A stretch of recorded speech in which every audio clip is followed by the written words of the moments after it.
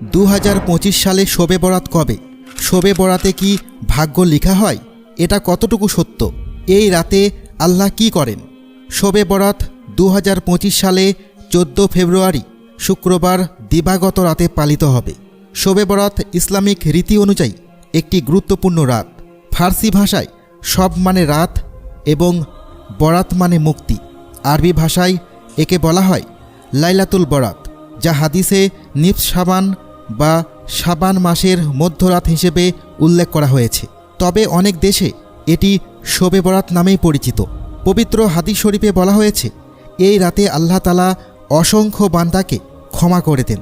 তবে যারা আল্লাহর সঙ্গে শিরক করে, সুদের কারবার করে, গণক, জাদুকর, কৃপণ, মদ্যপান করে, ব্যভিচারী এবং পিতামাতাকে কষ্ট দেয়, তাদের তিনি ক্ষমা করেন না।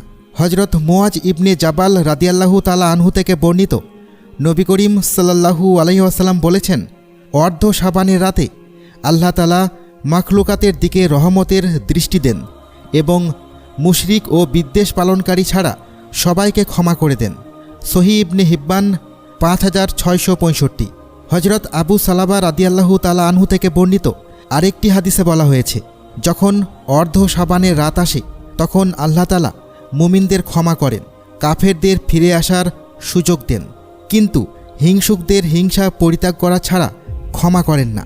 কিতাবুস সুন্নাহ 3য় খণ্ড পৃষ্ঠা 382। অনেকেই মনে করেন শবে বরাতে মানুষের ভাগ্য নির্ধারণ করা হয়। তবে কুরআন ও সহিহ হাদিসের কোথাও স্পষ্টভাবে বলা হয়নি যে এই রাতে মানুষের আগামী বছরের ভাগ্য লেখা হয়। বরং কদরের রাতে বা লাইলাতুল কদরে ভাগ্য নির্ধারণের বিষয়ে কুরআনে উল্লেখ রয়েছে। এই রাতে আল্লাহর রহমতে দরজা উন্মুক্ত থাকে, তাই বেশি বেশি ইবাদত, তওবা ও দোয়া করা উচিত। শবে বরাতের গুরুত্ব ও কিছু ফজিলত। হজরত আয়েশা সিদ্দিকা রাদিয়াল্লাহু তাআলা আনহা বলেন, একবার হজরত রাসূলুল্লাহ সাল্লাল্লাহু আলাইহি ওয়াসাল্লাম নামাজে দাঁড়ালেন এবং এত দীর্ঘ সিজদা করলেন যে আমার ধারণা হলো তিনি মৃত্যুবরণ করেছেন। আমি তখন উঠে তার পায়ের বৃদ্ধাঙ্গুলি নাড়া দিলাম। তার বৃদ্ধাঙ্গুলি নড়ল। তিনি সিজদা থেকে উঠলেন এবং নামাজ শেষ করে আমাকে লক্ষ্য করে বললেন, হে আয়েশা, তোমার কি এই আশঙ্কা হয়েছে? আমি উত্তরে বললাম, ইয়া রাসূলুল্লাহ, আপনার দীর্ঘ সিজদা থেকে আমার আশঙ্কা হয়েছিল আপনি মৃত্যুবরণ করেছেন কিনা। তখন নবী করিম সাল্লাল্লাহু আলাইহি ওয়াসাল্লাম বললেন, তুমি কি জানো এটা কোন রাত? আমি বললাম, আল্লাহ ও তার রাসূলই ভালো জানেন।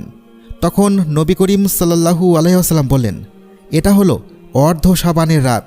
এই রাতে আল্লাহ তাআলা তাঁর বান্দাদের প্রতি মনোযোগ দেন, ক্ষমা প্রার্থনাকারীদের ক্ষমা করে দেন, অনুগ্রহ প্রার্থীদের অনুগ্রহ করেন, আর বিদ্বেষ পোষণকারীদের তাদের অবস্থাতেই ছেড়ে দেন। শোয়াবুল ঈমান 3য় খণ্ড পৃষ্ঠা 382।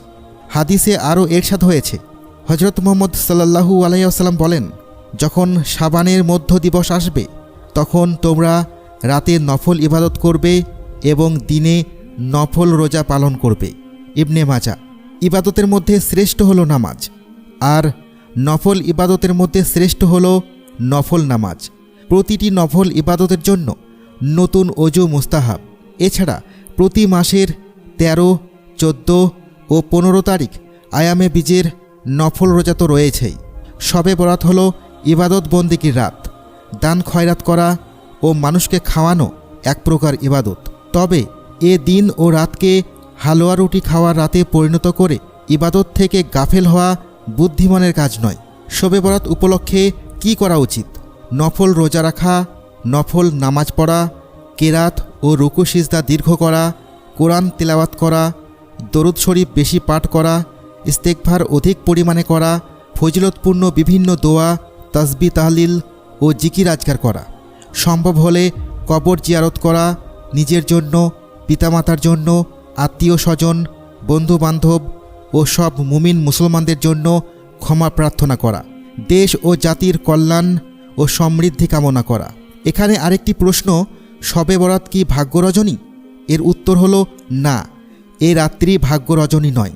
মূলত এ রাত্রিকে ভাগ্য রজনী বলার পেছনে কাজ করেছে সূরা আদ-দুখানের 3 ও 4 নম্বর আয়াত দুটির ভুল ব্যাখ্যা। আল্লাহ বলেন, অবশ্যই আমরা তা এক মুবারক রাত্রিতে অবতীর্ণ করেছি। অবশ্যই আমরা সতর্ককারী। এই রাত্রিতে যাবতীয় প্রজ্ঞাপূর্ণ বিষয় স্থিরকৃত হয়। সূরা দুখান আয়াত 3-4। এই আয়াতদ্বয়ের তাফসিরে অধিকাংশ মুফাসসির বলেন, এই আয়াত দ্বারা রমজানের লাইলাতুল কদরকেই বোঝানো হয়েছে। সুতরাং প্রকৃত ভাগ্যরজনী হল লাইলাতুল কদর, যা রমজানের শেষ 10 দিনের বিজোড় রাতগুলির মধ্যে একটি। শবে বরাত ভাগ্য নির্ধারণের রাত নয়, বরং এটি আল্লাহর রহমতের রাত, যেখানে আল্লাহর বান্দারা ক্ষমা প্রার্থনা করলে তিনি তাদের ক্ষমা করে দেন।